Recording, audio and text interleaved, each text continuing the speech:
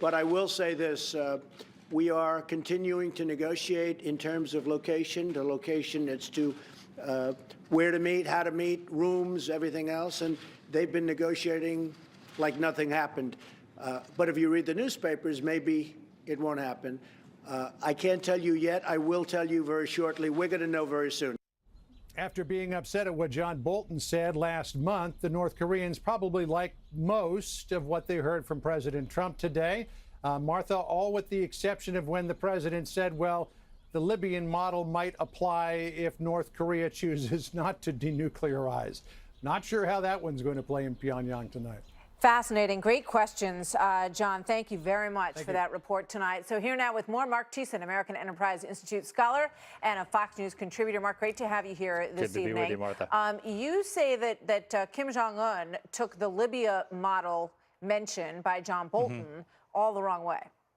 Well, there's two different things. What John Bolton was saying, which I think Donald Trump completely agrees with, is we're not going to cut a deal with Kim Jong-un like the Iran nuclear deal that Obama cut, which is sanctions relief and billions of dollars in cash up front, weak inspection regime, no material handed over to the West, and sunset clauses at the end. President Trump has been pretty clear that we're not cutting deals. He doesn't cut deals like that because he pulled out of the Iran nuclear deal. What John Bolton was saying was that when we did this deal with Libya, we sent U.S. planes over to Libya, and they loaded up the Libyan nuclear program and put it on planes and took them back to Oak Ridge, Tennessee.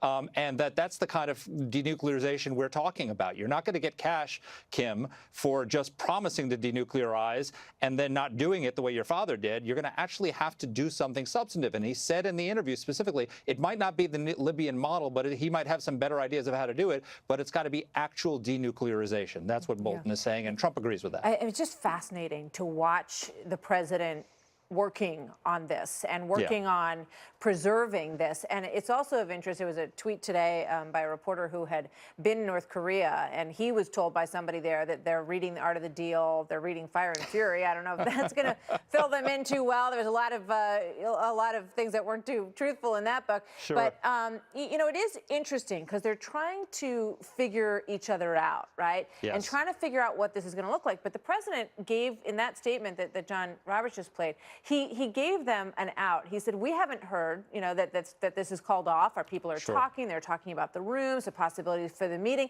But then there's sort of an implicit, you know, threat, maybe, I don't know, I guess threat's the right word. He says, if you don't take this deal, the next deal doesn't look so great. Yeah, no, absolutely. I mean, the president, that's exactly the right message that the president needs to send, which is if you don't show up at the summit and we don't have a deal, it's not the status quo. Yeah, the sanctions are going to get tougher. Right. Do military action could be on the table. This is not going to be good for you. This is why the North Koreans are kind of squealing right now. It's like a cornered animal tends to lash out. He's done a very, very good job of boxing the North Koreans in. He accepted the agreement to the surprise of probably Kim Jong-un to meet with him. So put us on track for negotiations very quickly, which no one expected.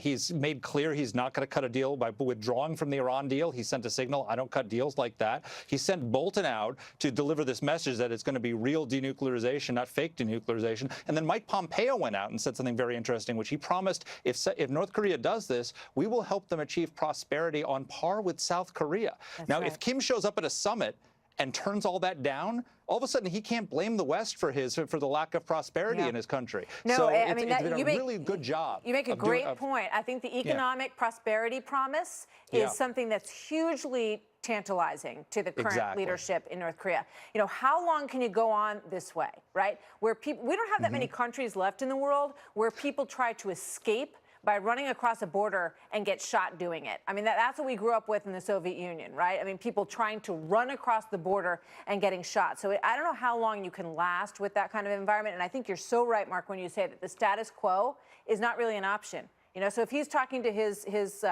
advisors in North Korea, you know, keeping things the way they are, it's just simply not going to last, is it? No, it's not. And look, what's happening here is that Bolton is playing the bad cop and Pompeo is playing the good cop, which is a classic negotiating tactic. Bolton is laying out the hard line about the nuclear agreement. Pompeo is laying out the carrots. He's saying, we're going to provide you with security. We're going to provide you with security guarantees. We're going to provide you with prosperity. And that is exactly the way to corner him. So they've really done a masterful job of setting up this negotiation in a way that Kim Jong-un is really boxed in if they actually go through, which means maybe why he may not show up. We'll see. The president also suggested that China may be sort of interfering in some ways, although he said he's got a great relationship with President Xi. So we'll see where it goes. Mark, thank you so much. Good to see you tonight. So earlier this evening, I spoke with Kentucky Senator Rand Paul, who sits on the Senate Foreign Relations Committee, asked him what he thinks about the president saying that the